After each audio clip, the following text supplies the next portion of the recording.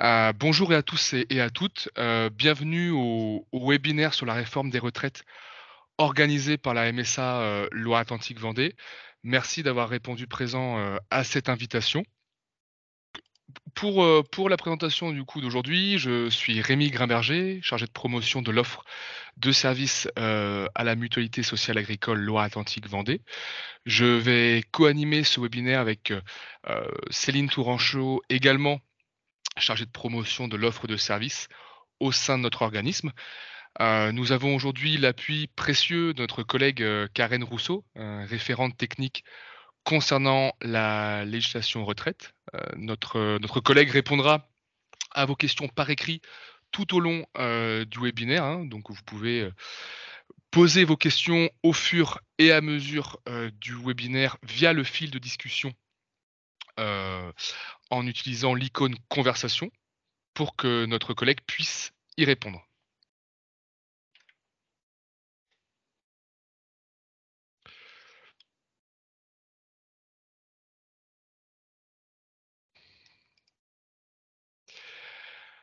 Au sommaire, de ce webinaire, nous allons aborder dans un premier temps la réforme des retraites qui a pris effet au mois de septembre 2023 et qui a impacté les différents types, de départ en retraite, comme par exemple, le départ, à l'âge légal ou les départs en retraite anticipés notamment. Nous nous intéresserons dans un second temps aux démarches à effectuer, pour bénéficier, de la retraite. Et enfin, nous effectuerons un rappel sur les services en ligne disponibles et utiles, pour procéder, au dépôt ainsi qu'au suivi de la demande de retraite.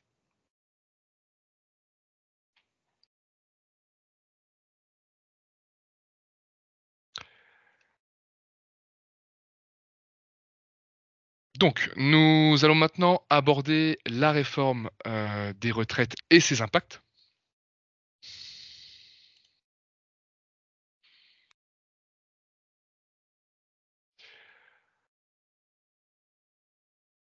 Donc, cette réforme des retraites, a été, instituée par une loi du 14 avril 2023.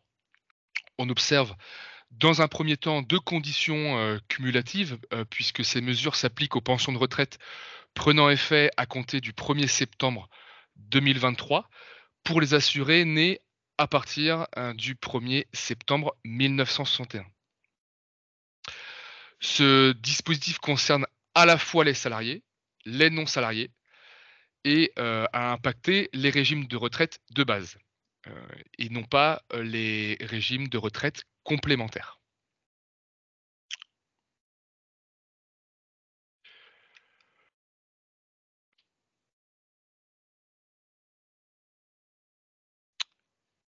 Les premières évolutions que nous pouvons, vous communiquer, sont les suivantes, hein. Donc, on observe le recul progressif, de l'âge légal de départ à la retraite de 62 à 64 ans à raison de 3 mois, par génération dès le 1er septembre 2023 pour les assurés nés à compter du 1er septembre, 1961. Dans un second temps, on observe aussi, l'accélération de la montée en charge de la durée d'assurance requise pour l'obtention, d'une pension à taux plein, à raison d'un trimestre supplémentaire par génération pour les assurés, nés à compter, donc du 1er septembre 1961 pour atteindre, les 172 trimestres requis dès 2027 pour la génération 1965 et également pour les générations suivantes, hein. Le troisième élément, c'est le maintien à 67 ans, de l'âge du taux plein, hein, donc de l'âge de l'annulation de la décote. La loi, le changement de loi, hein, la réforme n'a pas eu d'impact sur l'âge du taux plein, il reste le même à 67 ans.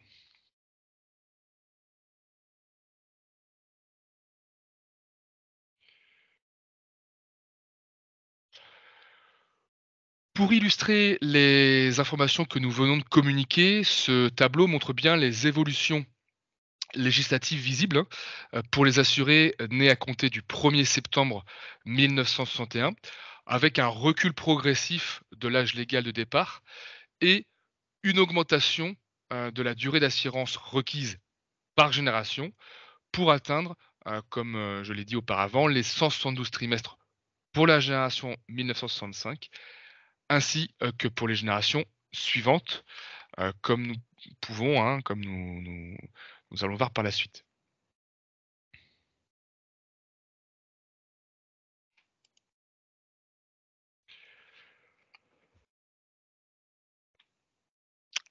Si nous prenons l'exemple, d'un assuré né au mois d'août, 1963, qui souhaiterait partir à l'âge légal, dans les faits, quels sont les impacts de cette réforme pour, une personne dans cette situation?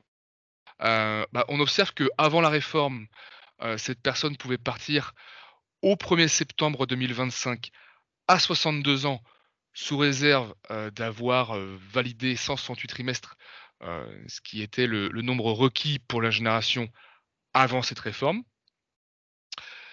Depuis le 1er septembre 2023, date à laquelle cette réforme a pris effet, pour partir à l'âge légal, à taux plein, l'assuré devra attendre le 1er juin 2026 à 62 ans et 9 mois, sous réserve, encore une fois, d'avoir validé les 170 trimestres requis pour sa génération. Donc on observe bien ces 2 conditions cumulatives, hein, ce recul progressif de l'âge ainsi que l'augmentation, du nombre de trimestres requis.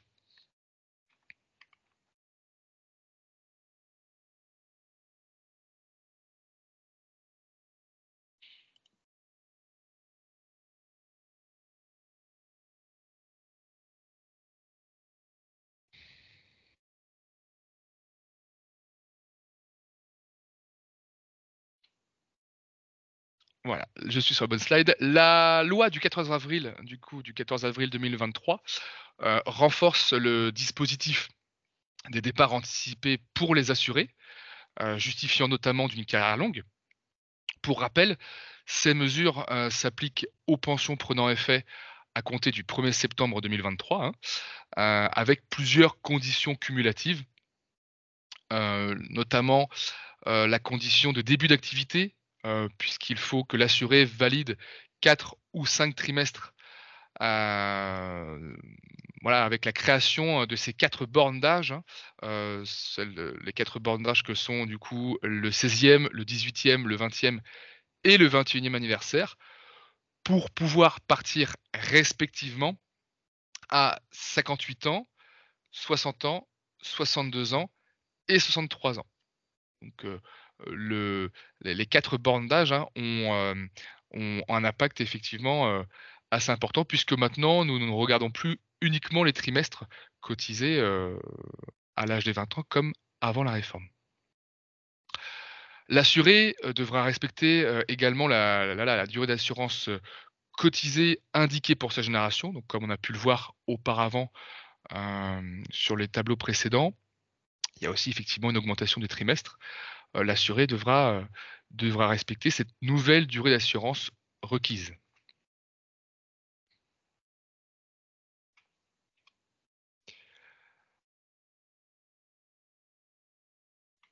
Le dispositif de départ en carrière longue voit ses conditions, évoluer puisqu'avec cette réforme, hem, cette réforme, elle permet un élargissement du nombre de trimestres réputés cotisés, à l'assurance, vieillesse parents au foyer et l'assurance, vieillesse des aidants, hein, à hauteur de 4 trimestres maximum.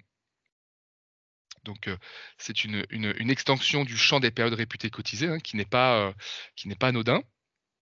Donc, voilà, toujours dans la limite de 4 trimestres maximum, hein, sur une carrière. Nous constatons également l'extension des périodes réputées cotisées, pour les non-salariés agricoles, hein, qui, de ce fait, sont maintenant alignées avec celles des salariés. Donc, les, exploitants agricoles, les non-salariés agricoles, peuvent, au titre, de la pension d'invalidité, valider 2 trimestres,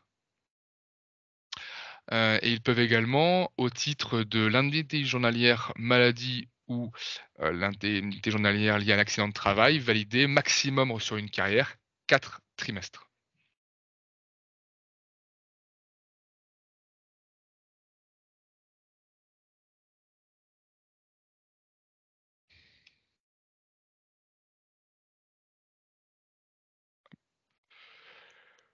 Sur ce tableau, vous pouvez voir les conditions, par génération à valider pour les assurés souhaitant, obtenir un départ anticipé au titre de la carrière longue. Par exemple, pour un assuré né en 1964, qui aurait validé 5 trimestres à l'âge, de 20 ans, il pourra partir à 60 ans et 6 mois, sous réserve, encore une fois, de valider les 171 trimestres requis pour sa génération, hein. C'est une condition qui est effectivement importante, on le rappelle. Donc voilà, ce tableau vous permet de voir, à la fois ces conditions liées à la création des 4 bornes d'âge et également, de voir le nombre de trimestres, cotisés, que doit cotiser, chaque assuré.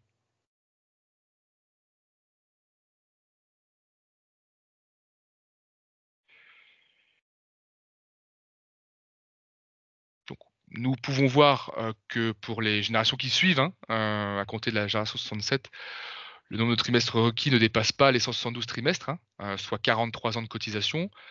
Donc voilà, comme je le disais effectivement tout à l'heure, à compter de la génération 1965, on doit bien valider 172 trimestres, hem, dans une carrière, hein, donc ce qui équivaut à 43 ans de cotisation. Pour l'instant, on ne demande à aucune génération de cotiser au-delà. C'est bien le maximum actuellement.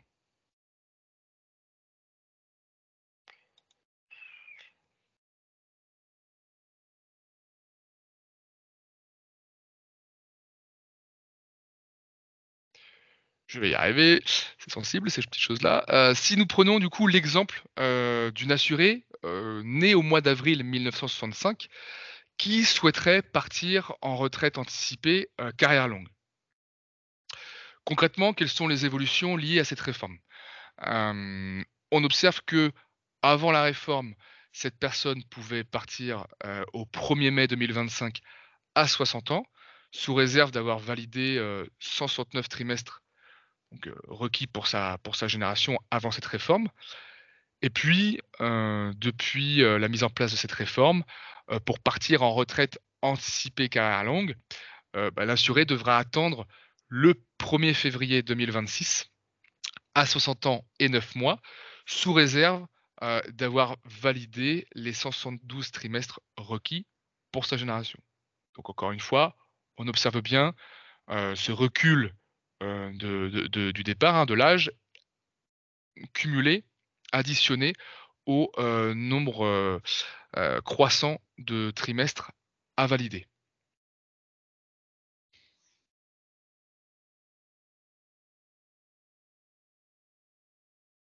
Je laisse du coup ma collègue, Céline Tourangeau prendre la suite. Oui, je vais prendre, le contrôle si tu veux bien Rémi.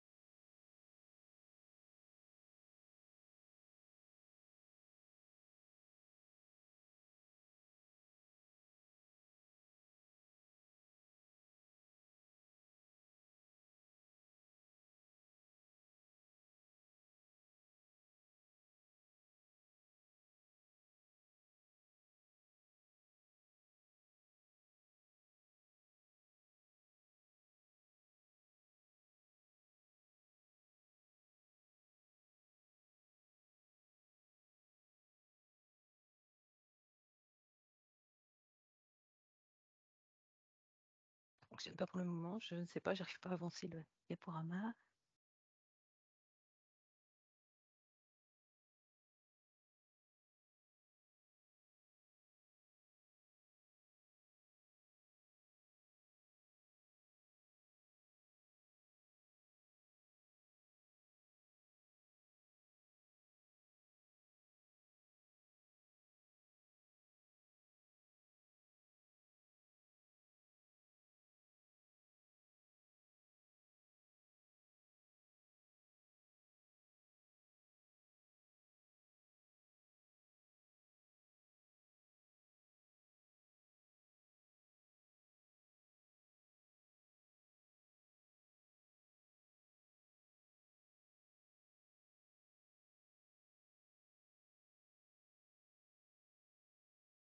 j'arrive pas à avoir la main sur le diaporama, je suis désolée de faire patienter.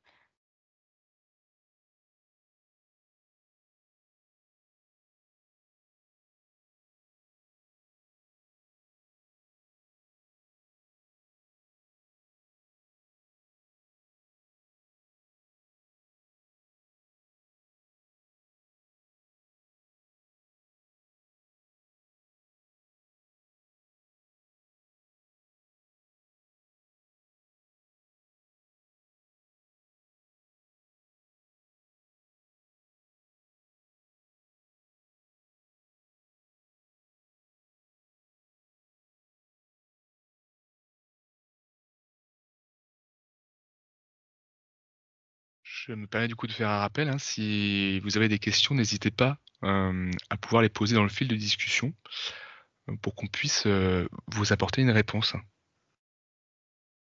Céline, est-ce que c'est bon pour toi ou pas?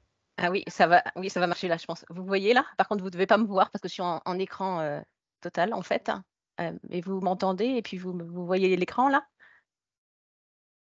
Je pense que c'est bon, ouais. C'est bon? Ouais. Bon, bah, alors j'y vais. En fait, donc je prends la main, je vais vous parler des dispositifs, d'autres dispositifs de retraite, anticipée.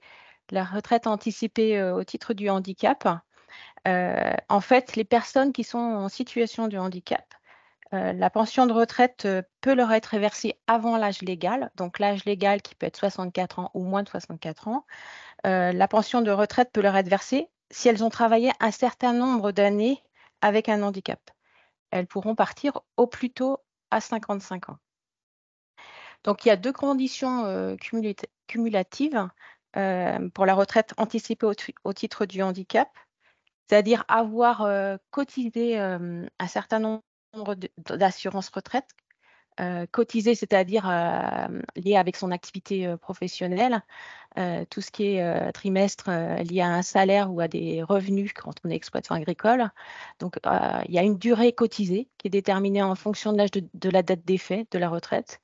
Il faut en même temps avoir eu une activité, professionnelle pendant cette période avec un taux d'incapacité, permanent d'au moins égal à 50 pendant toute la durée d'assurance requise. Donc là, c'est les 2 conditions, cumulatives pour avoir le droit à une retraite anticipée au titre du handicap. Donc, lié à ça, il y a eu 2 évolutions législatives.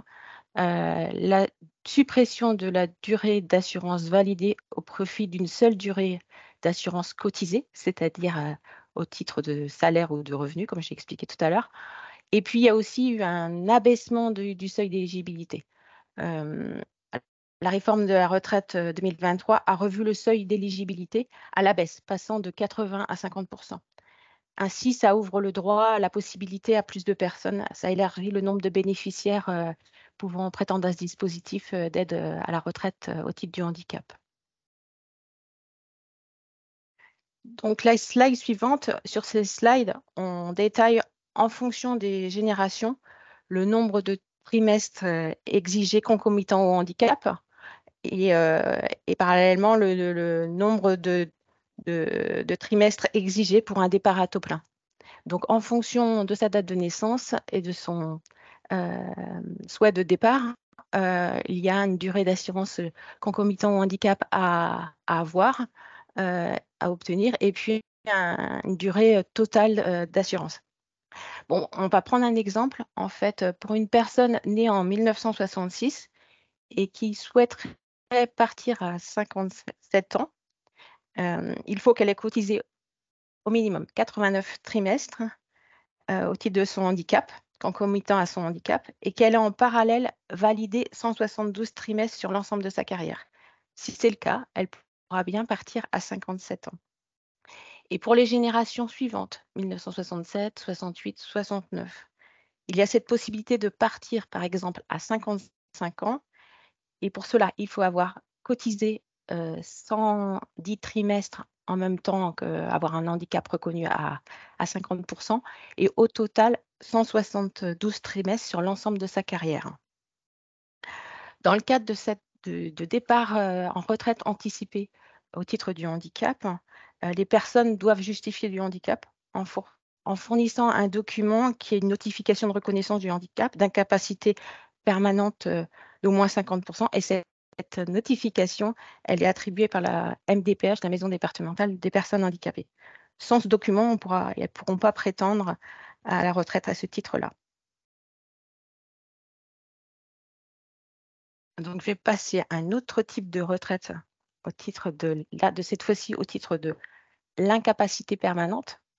L'incapacité permanente, en fait, ça concerne les personnes qui ont eu un accident de travail ou une maladie professionnelle.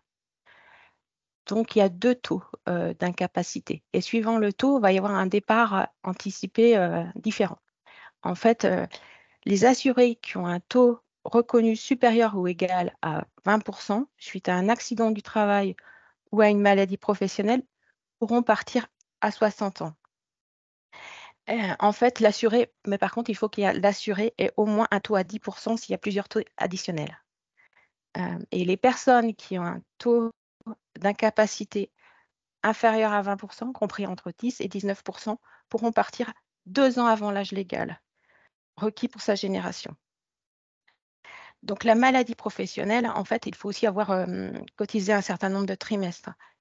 Il faut avoir cotisé 68 trimestres cotisés tout au long de sa carrière, tout régime confondu.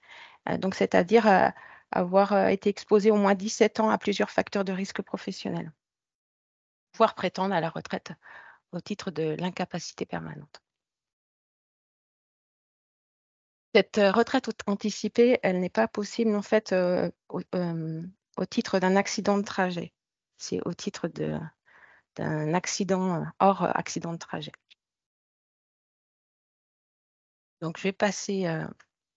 On va prendre un exemple. La slide suivante, on va prendre un exemple en fait de retraite anticipée au titre de l'incapacité. Par exemple, Monsieur X est né le 22 juillet 1964. Il bénéficie d'un taux d'incapacité permanente de 24% suite à un accident de travail survenu il y a 6 ans. Et il souhaite connaître sa date de départ à la retraite. Donc, le départ, alors, en fait, il a un taux supérieur à 20%. Donc, il aura un départ, il pourra partir à 60 ans à taux plein, soit le 1er août 2024. En fait, c'est en référence à sa date de naissance. Il est né en juillet, donc il pourra partir au 1er août. C'est toujours le mois qui suit, le premier du mois qui suit la date de naissance.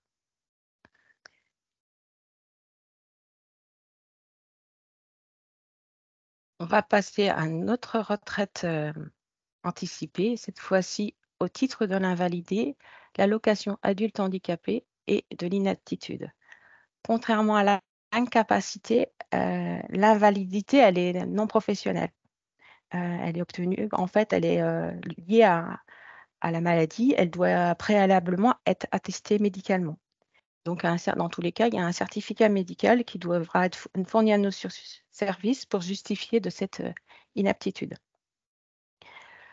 Et pour les personnes donc, qui ont eu une invalidité totale de l'âge ou une inaptitude reconnue par un médecin, quel que soit le taux d'invalidité, il y a la validation de l'âge légal à 62 ans de manière automatique. Il n'y aura pas de décote, les personnes pourront partir à taux plein sans minoration.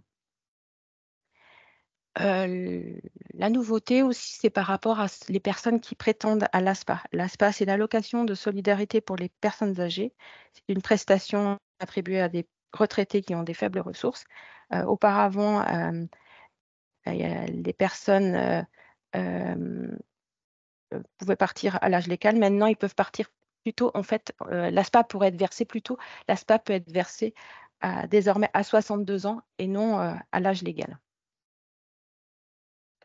Alors, au niveau de la procédure pour faire une demande de retraite à ce titre-là, les personnes qui disposent d'une pension d'invalidité, de l'allocation adulte handicapé ou l'inaptitude n'ont pas de demande de retraite à réaliser. Il y a une substitution en fait de la pension invalidée et de la l'AH vers la pension de retraite automatiquement.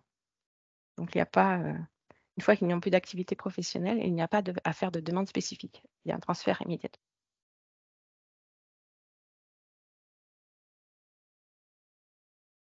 On va parler maintenant de la retraite, je passe à la retraite progressive. La retraite progressive, c'est un aménagement de fin de carrière. En fait, c'est l'idée de pouvoir travailler à temps partiel et commencer à percevoir une partie de sa pension de retraite, avoir un bout de retraite et en même temps de travailler à temps partiel. La retraite progressive aussi, le but, c'est de permettre à des personnes ne rentrant pas dans le dispositif de retraite anticipée pour carrière longue de pouvoir diminuer progressivement leur activité. Donc, le temps partiel, il faut le demander. En fait, il faut faire sa démarche auprès de l'employeur, c'est-à-dire négocier un temps partiel. Donc, l'employeur a 2 mois pour répondre et s'il ne répond pas, cela équivaudra à un accord. S'il est en désaccord, il devra notifier son refus. Alors, par rapport à la retraite progressive, par rapport au droit à la retraite, il y a certaines conditions qui n'ont pas évolué. Il faut toujours obtenir 150 trimestres d'assurance validés, tout régime confondu, au minimum. C'est peut-être des trimestres qui sont cotisés, donc au titre de l'activité professionnelle, ou ça peut être aussi des trimestres assimilés, donc liés au chômage, au service national, au congé parental, à l'arrêt de travail. Tous ces motifs, en fait, peuvent permettre d'avoir des trimestres. Là, en fait, le nombre de trimestres requis n'a pas évolué, mais par contre, l'âge a évolué.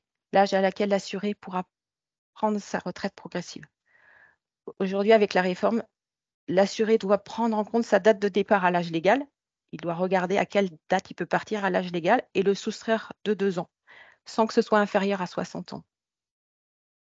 Et la retraite qui sera servie sera égale à la différence entre 100% d'activité et le temps de travail partiel qu'il aura choisi, compris entre 40 et 80% de son activité. Alors, pour les non-salariés agricoles, la retraite, il faudra en fait diminuer les non-salariés agricoles assujettis à la surface minimale devront diminuer leur exploitation de terre de 20 à 60%. Et les non-salariés assujettis au temps de travail devront diminuer leur nombre d'heures de travail avec effectivité à compter du 1er janvier de l'année suivante. Là, on va prendre un exemple de départ en retraite progressive. Par exemple, Madame Y, exploitante agricole née le 30 septembre 1964, va avoir 60 ans donc cette année, ayant validé 158 trimestres jusqu'à présent, souhaite bénéficier de sa retraite progressive dès que possible. Donc, Madame, elle va devoir se référer à son âge légal, qui est 63 ans. Donc, elle va regarder à quelle date elle peut partir. Donc, ça sera 62 ans. Elle va enlever 2 ans, ce qui fera un départ en retraite progressive possible à 61 ans. Donc, pour cette personne qui est née le 13 septembre 1964, elle pourra demander sa retraite progressive le 1er octobre 2025. Car comme j'ai expliqué tout à l'heure, on peut partir toujours le 1er du mois qui suit la date d'anniversaire. Elle va diminuer l'exploitation, donc elle va diminuer l'exploitation de ses terres de 50%. Donc sa retraite progressive interviendra à une hauteur de 50%. 50% plus 50%, voilà.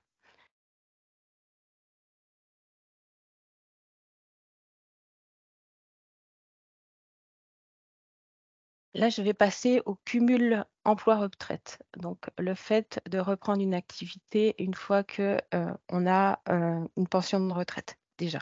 Donc, avant la réforme de la retraite, le fait de reprendre une activité n'attribuait pas de nouveaux droits, pas de trimestre supplémentaire, ni de revenus supplémentaires. Et depuis donc la réforme de la retraite de septembre 2023, il y a eu des changements comme la possibilité, sous certaines conditions, de cumuler l'emploi et la retraite. Donc, le cumul emploi-retraite, c'est le fait de reprendre une activité et s'ouvrir de nouveaux droits. Ce cumul est possible donc pour les salariés et pour les non-salariés agricoles, mais ça sous certaines conditions qu'il faudra étudier. Donc, la première condition qui est essentielle, c'est que l'assuré doit avoir procédé à la liquidation de l'ensemble de ses pensions de retraite, de base et complémentaires auxquelles il peut prétendre. C'est une condition importante et on ne peut pas procéder à un cumul si on n'a pas soldé l'ensemble de ses pensions de retraite de base et complémentaires. La seconde qui est importante aussi, c'est d'avoir atteint l'âge du taux plein. Autre précision aussi, en fait, l'activité qu'on prendra en compte, c'est l'activité dans le cadre du cumul emploi-retraite qui a démarré après le 1er janvier 2023. Ceux qui demanderaient un cumul emploi-retraite avec des activités qui auront lieu en 2021-2022, on pourra prendre les activités antérieures. Et le cumul emploi-retraite permet d'acquérir de nouveaux droits donc à la retraite en fonction de droits constitués depuis donc, le 1er janvier 2023. Pour les non-salariés agricoles, seules certaines activités sont éligibles au cumul emploi-retraite. Ils reprennent une activité, ils pourront reprendre que certaines activités. Donc des activités de chef d'exploitation assujetties à un temps de travail ou une production hors sol, ou des activités exercées en tant que collaborateur d'exploitation, aide familiale. Deux remarques aussi, c'est que c'est le régime d'affiliation qui procède à la liquidation de sa retraite. Sans rapport, en fait, c'est la dernière caisse qui procède à la liquidation sans rapport avec la première liquidation. Et la retraite complémentaire n'est pas incluse dans la réforme des retraites. Je vais repasser la main à mon collègue, Rémi. Tu peux reprendre le contrôle.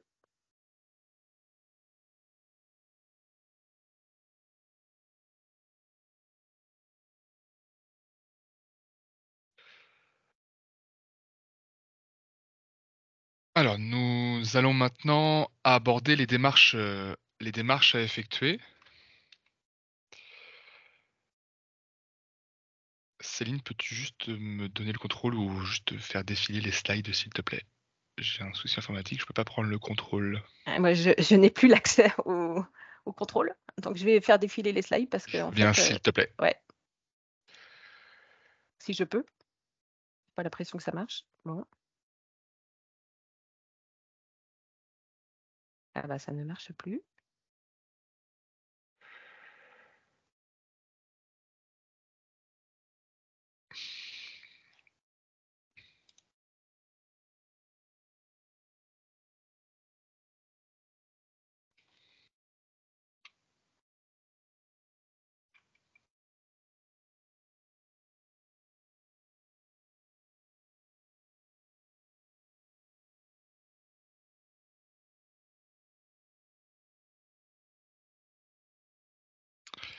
Alors,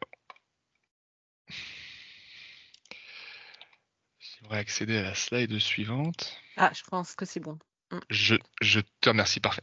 Donc, avant de déposer, hein, c'est effectivement un rappel des démarches à effectuer, mais ça semble quand même encore important de le préciser. Avant de déposer une demande de retraite, il convient de vérifier la carrière. Alors, dans un premier temps, il est possible d'effectuer un point carrière, ce qui permettra, à l'assuré de vérifier, qu'il ne manque aucun trimestre, mais également étudier les différents dispositifs, possibles au regard de sa carrière et enfin, d'obtenir des renseignements sur la date d'ouverture de droit à la retraite et les conditions de départ. L'assuré peut contacter, sa caisse MSA de son département de résidence, puisque la demande de retraite, hein, je le reprécise, est à déposer auprès de la caisse MSA de son lieu de résidence. Nous tenons à rappeler que l'attribution, de la retraite ne s'effectue pas de façon automatique.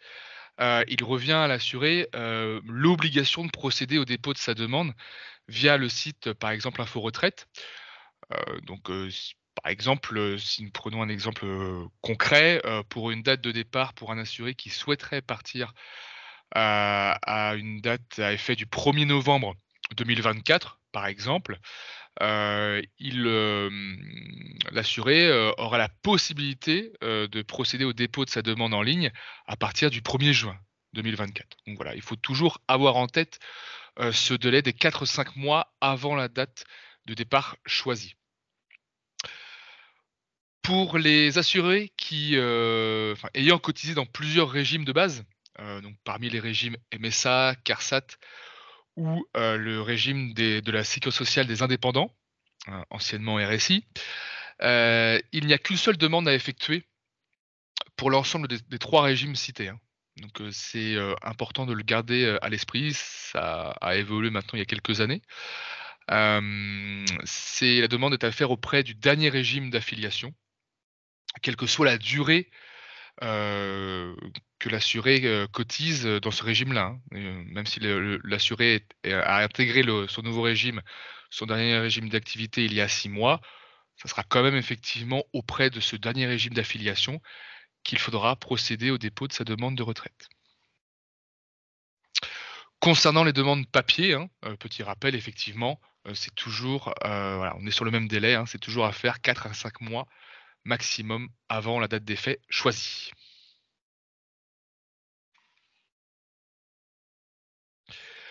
Nous allons maintenant effectuer un rappel également sur les services en ligne.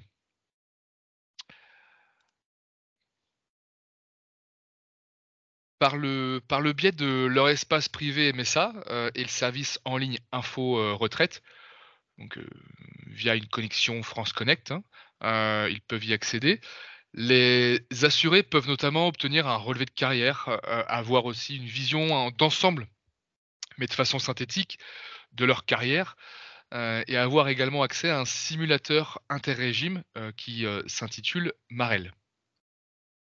L'assuré peut procéder au dépôt de sa demande de retraite en ligne via une connexion, à son espace privé, hein, en utilisant l'accès par le bouton, d'identification France Connect, comme j'ai pu le préciser juste avant. Ensuite, voilà, l'assuré doit cliquer sur la rubrique «Mes services», puis «Retraite», avant de cliquer sur l'onglet, «Demander ma retraite en ligne, tout régime». Voilà, c'est, comme ça effectivement, c'est par ce biais-là que l'assuré peut y arriver. Et puis, lorsque l'assuré arrivera à cette étape, hein, certains champs, du formulaire seront déjà complétés, comme, son nom, son prénom, le numéro de sécurité sociale par exemple. Hem et puis petite précision, si l'assuré n'effectue pas sa demande entièrement, par manque de temps ou si une question qui lui est posée le gêne, il peut procéder à l'enregistrement de la partie, complétée et reprendre un peu plus tard, hein, puisque l'assuré, a 90 jours pour, la finaliser et la déposer.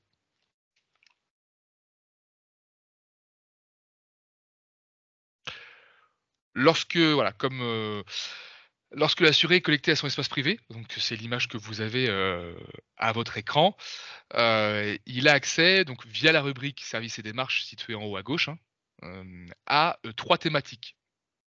Donc, heu, dans un premier temps, effectivement, demander ma retraite, bah, pour procéder au dépôt de sa demande, hein, bien sûr.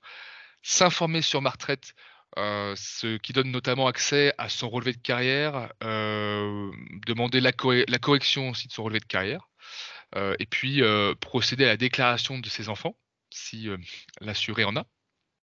Et puis la troisième thématique, la troisième rubrique, c'est bien vivre sa retraite où, voilà, l'assuré aura la possibilité de télécharger une attestation de paiement retraite ou une attestation fiscale retraite, par exemple.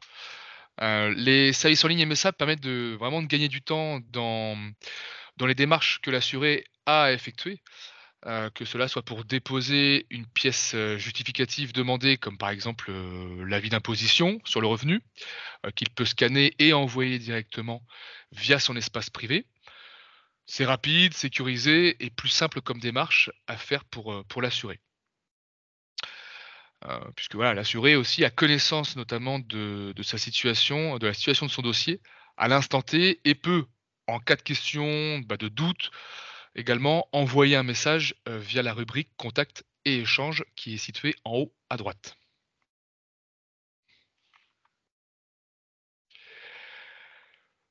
Quelques informations complémentaires,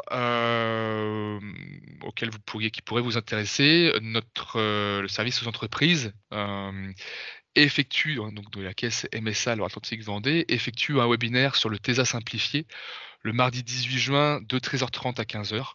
Voilà, c'est un petit rappel, si, vous souhaitez y participer.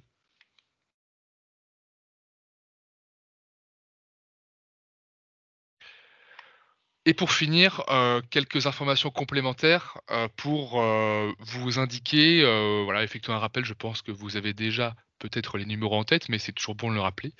Voilà, pour toute question liée à l'entreprise, hein, il ne faut pas hésiter, à contacter le service aux entreprises au 02 40 41 39 79, ou via aussi l'espace sécurisé Messa, donc pour demander, un rendez-vous.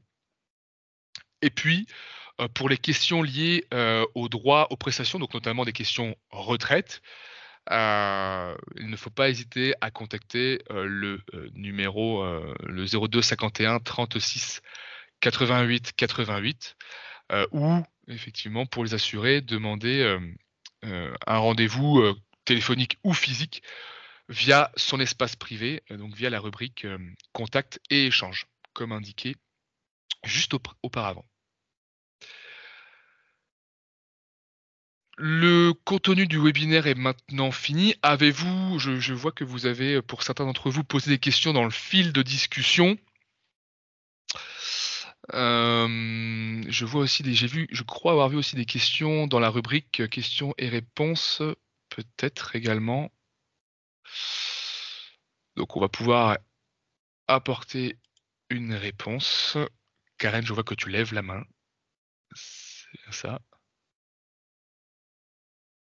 Tu peux prendre la parole si tu souhaites, Karen.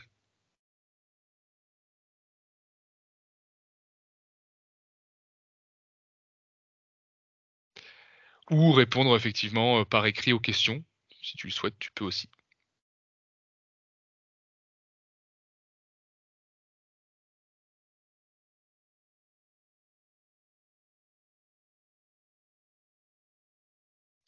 Karen, est-ce que tu m'entends?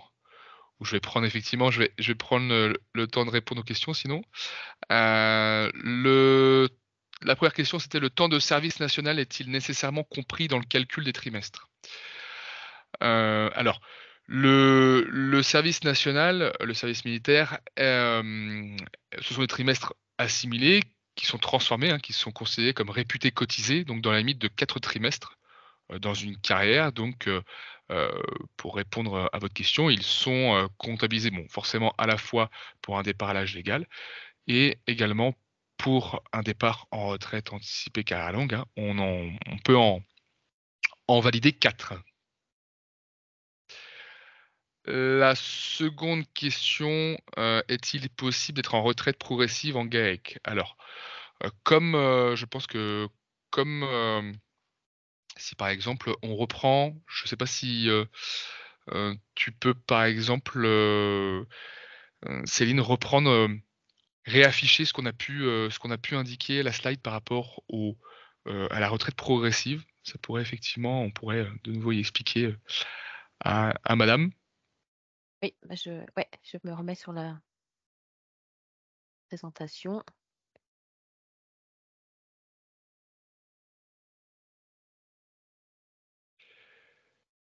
Je ne sais pas si Karen, tu peux apporter une réponse, ou si tu nous entends? Je vois que tu as levé la main.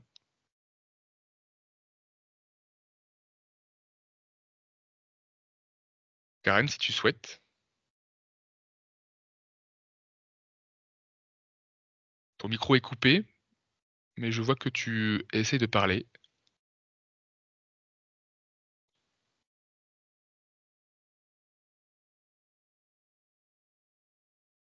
Oui. Oui, Karen, on Ah t'entend. oui, parce qu'en fait, j'avais pas accès au microphone, donc je pouvais pas répondre. Ah, Donc j'ai accès maintenant. Oui, ça c'était marche. juste pour dire qu'en fait, j'ai pu répondre aux questions qui ont été, formulées par l'onglet questions-réponses. Par contre, D'accord. je ne peux pas répondre dans le fil de discussion, en fait. Donc D'accord, c'est pour ça que j'ai pas pu apporter de réponse dans ce qui a été mis sur l'onglet conversation, en fait. ça marche. Par rapport du coup à la question, alors je peux te laisser la main, il y a pas de souci. Est-il possible d'être en retraite progressive en GAEC? Sujet qui a été traité effectivement par Céline. Oui. Alors en fait, c'est possible, quand on est en société, en fait, il faudra justifier d'une diminution des parts sociales, en fait, dans la société. Donc après, bon, il y a certaines conditions, mais oui, le fait d'être chef d'exploitation en GAEC peut ouvrir droit à la retraite progressive. D'accord. Merci pour le complément d'information. Question suivante, je vais pouvoir te les indiquer si tu souhaites. Cela signifie-t-il qu'un retraité peut devenir aide familiale dans une société d'exploitation dans laquelle son épouse est affiliée en qualité de NSA? Alors un retraité peut Peut être devenir affilié aide familiale, mais que dans le cas où il est parti à l'âge légal à taux plein. C'est-à-dire que quelqu'un qui part en retraite anticipée mmh, carrière longue ne peut pas reprendre une activité avec un statut NSA. Il faudra qu'il attende d'avoir l'âge légal pour pouvoir reprendre un statut NSA en tant que conjoint ou aide familiale. très Et bien. il faut qu'il ait atteint l'âge légal et avoir sa retraite aussi à taux plein et avoir demandé l'ensemble de ses retraites, hein. C'est les 3 conditions en fait pour pouvoir cumuler sa retraite avec une activité d'aide familiale ou de conjoint, en fait. D'accord. Question suivante, qu'en est-il des 25 meilleures années d'activité, enfin des 25 meilleures années, pardon, pour les exploitants? Alors, bah, pour l'instant, c'est vrai que c'est prévu par la réforme, qu'il y a en fait un calcul, parce qu'actuellement la retraite des exploitants n'est pas calculée, comme pour les salariés sur les 25 meilleures années. Donc là, c'est prévu par la réforme des retraites qui a été mise en place là en septembre. Par contre, pour l'instant, les décrets ne sont pas parus, donc alors normalement c'était en 2026. Pour l'instant, c'est ce qu'on a vu comme information, mais on n'a pas plus de détails pour le moment, hein. Donc on n'a pas du tout d'explication sur comment seront, prises en compte ces 25 meilleures années. C'est noté. Question suivante, pour un départ anticipé, madame Miché prenait l'exemple, à 63 ans, s'il faut 5 trimestres, c'est avant la date d'anniversaire de 21 ans ou pendant toute l'année des 21 ans? Alors Donc c'est avant c'est alors quand on parle de 5 trimestres, par exemple, avant 20 ans, c'est avant le 31 décembre de l'année des 20 ans. Donc c'est-à-dire que si la personne a 4 trimestres l'année de ses 20 ans et un trimestre l'année de ses 19 ans, avant le 31 décembre de l'année de ses 20 ans, on prendra bien 5 trimestres. C'est pas la date anniversaire des 20 ou des 21 ans. C'est vraiment le 31 décembre de l'année au cours duquel l'assuré a eu 20 ans. tout à fait. Une autre question, avez-vous aussi des informations sur le changement de calcul d'assiette des cotisations sociales? Alors cette Alors question-là, là-dessus, c'est plus du domaine des cotisations, donc c'est vrai que moi ouais. je serais moins je serais même pas du tout compétente pour répondre à ça. Pour ce genre d'effectivement de questions, liées aux assiettes de cotisation, je rejoins Karen. Je pense qu'il vaut mieux prendre contact avec le service aux entreprises via le numéro qu'on a pu vous communiquer, hein, donc qui est le 02 40 41 39 79. C'est vraiment le service aux entreprises qui est le plus à même de pouvoir, répondre à ce genre d'interrogation, hein, puisque effectivement ça ne dépend pas, si je puis dire, du service retraite, cette information. Voilà, donc vous avez à l'écran le numéro, contact pro service aux entreprises. Ils seront tout à fait, à même de pouvoir vous apporter une réponse. Y a-t-il d'autres questions?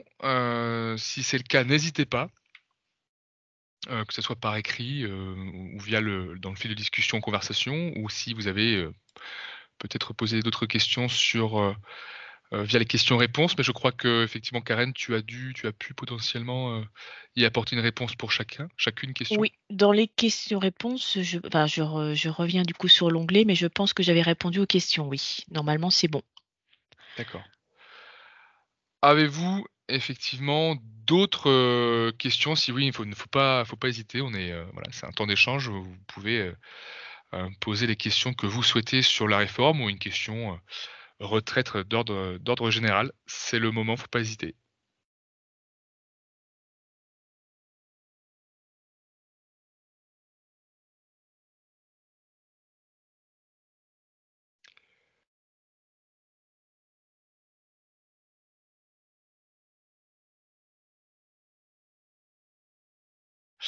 Si vous n'avez plus de questions à poser, nous allons pouvoir, vous remercier de votre participation. Nous tenons encore une fois à nous excuser par rapport à ce désagrément. Bon, informatique, en principe, ça a bien fonctionné pour les précédents. Aujourd'hui, ça n'a pas fonctionné comme on le souhaitait. On s'excuse pour ce désagrément. Vous serez destinataire, du support, et puis d'un questionnaire, du coup de satisfaction que vous recevrez par mail, dans les prochains jours. Il me reste plus qu'à vous souhaiter, une bonne journée et de vous remercier de votre participation. Bonne journée à tous. Au revoir.